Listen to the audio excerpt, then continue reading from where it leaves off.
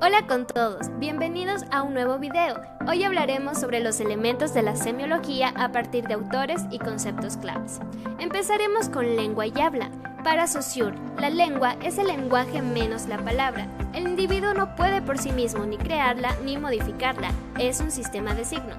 La denomina como un artefacto cultural o producto social, una práctica capaz de depositar la lengua misma en los sujetos pertenecientes a una misma comunidad. Un ejemplo ante la emergencia sanitaria que estamos enfrentando se refleja en el idioma. En Ecuador, un individuo usa mascarilla, estamos frente a una pandemia, a lo que alguien de su mismo entorno lo entenderá, pero un sujeto de otro país como Estados Unidos no. Por otro lado, considera que el habla es una ejecución individual de la lengua, un acto individual de voluntad e inteligencia.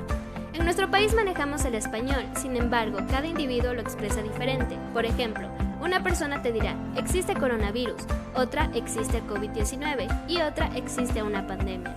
Es la misma situación dicha de diferentes maneras. Significado y significante. El significante de un signo lingüístico es la imagen que tenemos en nuestra mente de una cadena de sonidos determinado. Esta imagen fonética permite, por ejemplo, que podamos pensar en palabras sin pronunciarlas, como por ejemplo, confinamiento. El significado de un signo lingüístico es el concepto o la imagen que asociamos en nuestra mente a un significado concreto. Así cualquier persona asocia la cadena de sonidos, confinamiento, una imagen similar a esta.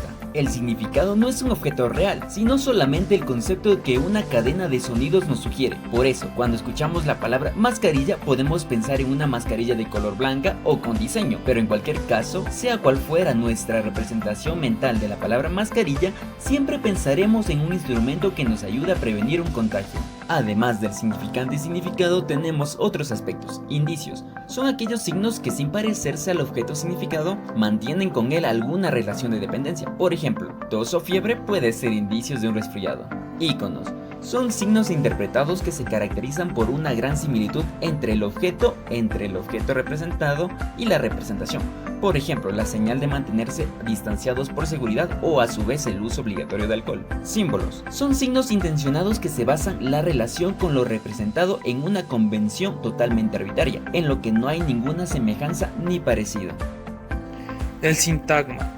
Dentro del sintagma, se ha visto que el habla en el sentido de Saussure es de naturaleza sintegmática, ya que además de las amplitudes de la fonación, puede ser definida como una combinación variada de signos recurrentes. El sintagma se presenta bajo una forma encadenada, por ejemplo, el flujo del habla.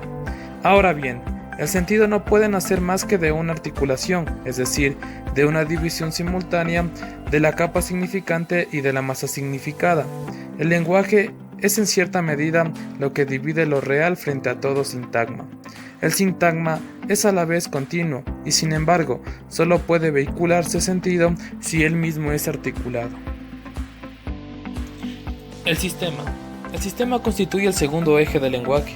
Saussure lo vio bajo la forma de una serie de campos asociativos, determinado los unos por una afinidad de sonido, que es la enseñanza y la templanza, los otros por una afinidad de sentido, que es la enseñanza y la educación.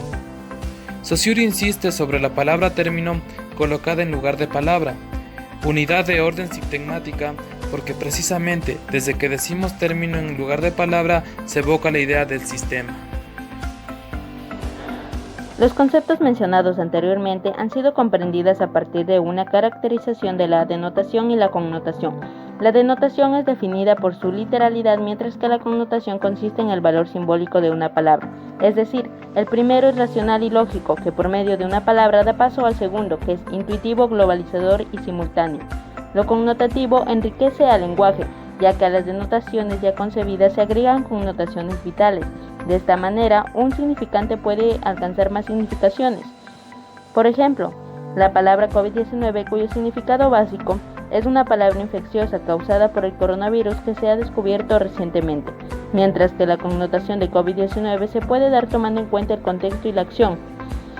En la siguiente oración, tienes un ánimo tipo COVID-19, es decir, un ánimo decaído, moribundo, que puede llegar a contagiar del mismo estado de ánimo a los demás. En definitiva, podría considerarse adecuado que la denotación y la connotación sean dos modos de significar.